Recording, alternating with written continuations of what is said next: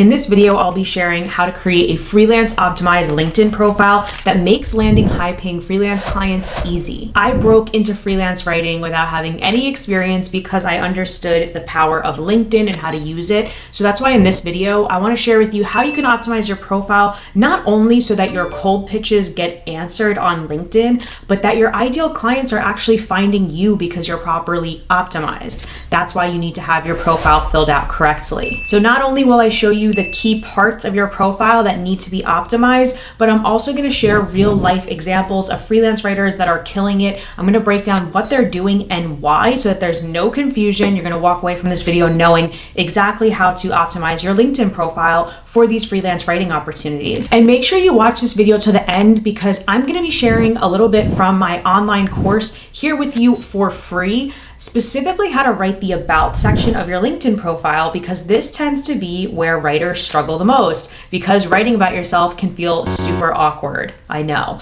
So don't miss that. Let's talk about getting your LinkedIn profile in shape. We're going to start with your profile photo. Profile photo is important. You don't want this to look like a mugshot. You want it to be professional. You also want to have it on brand to your industry. So you can get a little bit edgier if you are maybe in like the fashion world, or you can keep it a little bit more buttoned up if you're in tech or finance. It's really up to you. And if you're unsure, look around at the people in your industry. It's also really cool that we have AI technology to turn regular selfies into basically professional headshots. So if you don't have enough money right now to hire a personal brand photographer, that's how I got my photography, definitely use a cheaper option. I know when I first started out as a freelancer, I definitely did not have the money for a professional photographer. So it just happens step by step. The banner behind your photo too is pretty important. It's really your opportunity to brand yourself.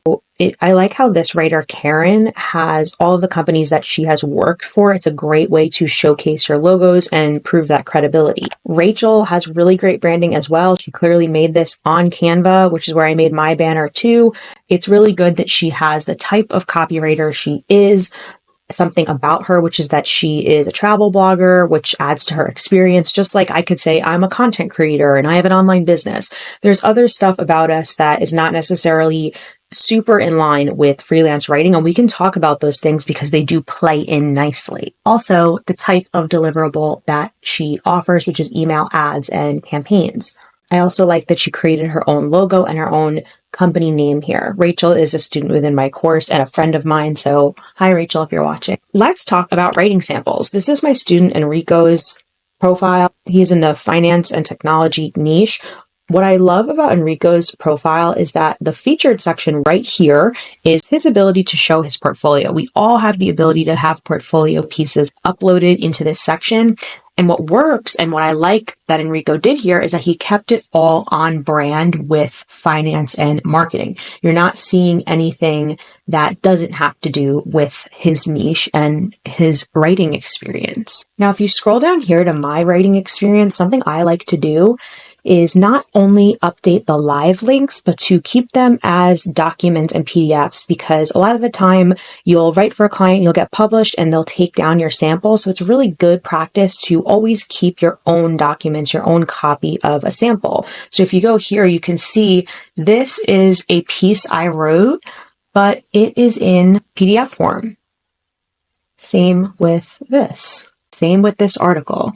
So it's like I save the PDF. So even if they take my name down, because, once you write, typically it's not owned by you. So you want to make sure that you always, or they could even change it. So you just want to make sure that you have the published piece in PDF format. And that's why I choose to do that, because URLs, you just never know what's going to happen with them. A lot of people will also ask me if you need a resume as a copywriter. People might be confused because a client might ask for their resume. If you are using my LinkedIn strategy, I do recommend that you have a quote unquote resume because it does allow you to apply to certain positions as a freelancer. It's not really standard and it almost gives me red flag vibes if someone is asking a copywriter for their resume, because really how we market ourselves as freelance writers is through our website and through our portfolio.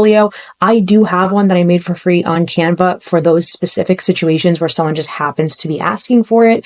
It's good to have one on hand. Don't spend too much time on it, but just know that sometimes people will ask that, which is kind of annoying. Now, let's talk about why the About Me section of your LinkedIn profile matters so much and why I recommend that you actually create your About section on your website first. Flesh out your value proposition and how you're going to talk about yourself and the value that you offer to clients. You're going to want to write that first and then repurpose it for your LinkedIn profile. So those of you who have a website already and have taken the time to do this, it's going to be a lot easier for you to repurpose this for the About section of your LinkedIn profile. As a freelance copywriter, investing time and effort into crafting a compelling About Me section is crucial, especially when you're targeting higher paying clients. Trust is a huge part of this game. Potential clients want to work with copywriters that they can trust. And by sharing your background and your experience and your expertise on your About page, you really establish yourself as that credible professional. And clients are just more likely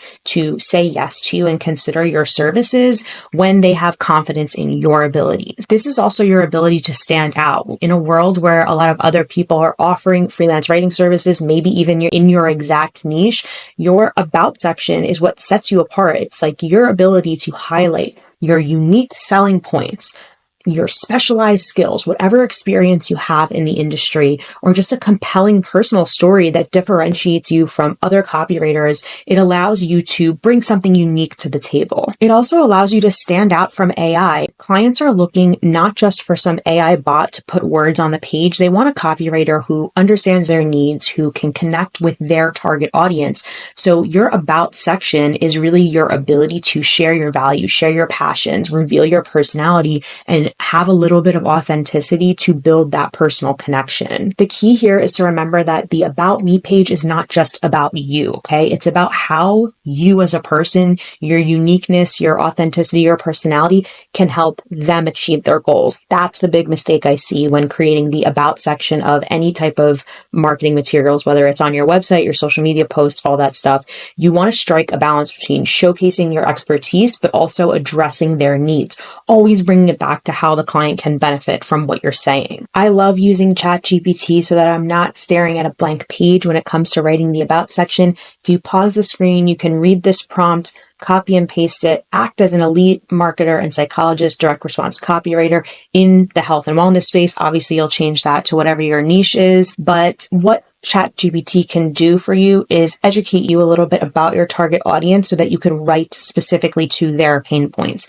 This used to be something that you'd have to do so much research for and even pay for reports about target demographic information online. So the fact that ChatGPT can aggregate that information is really helpful and quick and easy and free. Now that ChatGPT knows your target demographic, you're going to find someone in your niche who has a good website and is doing a good job and seems successful. So as you can see, I chose Michelle, who is in the health and wellness world. I found her website.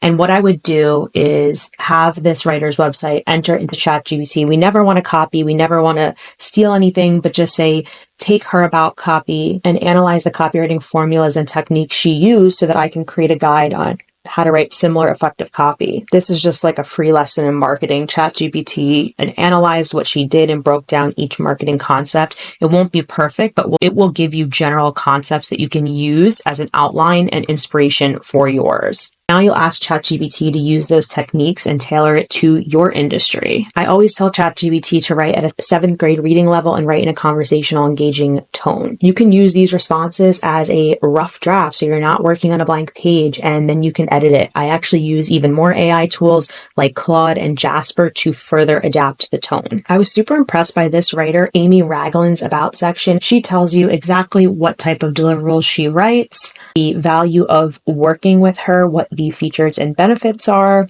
her background experience, who she works for and what type of experience she has, and of course, the brands that she has written for. I always recommend for your About section to have an easy way for people to visit your website or send you an email. Let's talk about the work experience section of your LinkedIn profile. This is going to be really key that right here on the right side of your screen at the top of your profile, this section comes up, your company page. That's what this little logo is. If you scroll down, where that gets pulled from is the experience section. The biggest mistake I see freelance writers make is that instead of making a free logo on Canva and a free business page, they leave this open and blank and therefore it will lead out to a bunch of other freelance writers instead of just her. So when I click on that, it's Jessica's page. So you really want to make sure that you create this services business page. It is free. Make a free, simple logo on Canva, just like Jessica did. Some writers do choose to have their freelance opportunities actually listed out here in terms of who they've written for. Personally, I don't do that, but this probably does help her rank higher. So as you gather clients, this might be an approach that you want to take with your profile. Let's talk about testimonials. This is so important and builds so much credibility. Why I love receiving testimonials on LinkedIn specifically is because not only do they show up on your LinkedIn profile, but then I repurpose them onto my website. So this specific testimonial right here, all I did was copy and paste it onto my website. So it appears in 2 places. It's having more mileage. I even put these testimonials on my pricing sheets and other marketing materials. You should be asking just about anyone for testimonials. For example, there's been writers who have done some editing work for me just as a favor, and I've written them a testimonial. If you can't get an actual writing testimonial at this stage of the game, what I would recommend is that you still ask for people that you've worked with in the past to write you a testimonial, even if you didn't work with them in a writing capacity. Just the fact that somebody can attest to the fact that you're a real person, you're a professional person, actually could go a long way in building trust, because people just want to be able to trust. Is this person on the other side of the computer screen a real person? Are they reputable? Are they a serial killer? So do whatever you can until you can start building those writing testimonials. And a lot of writers that I speak to will do a free sample and not charge in exchange for a testimonial. So get creative. Okay, now that you know how to create a freelance optimized LinkedIn profile, you're probably excited to begin reaching out to your ideal client. I want to walk you through the top 3 ways you can get on LinkedIn and start landing high-paying freelance clients today, and jump on those unique opportunities, the ones that are not super saturated, to really cut through the noise and get ahead on this platform. Be sure to watch the next video to see that.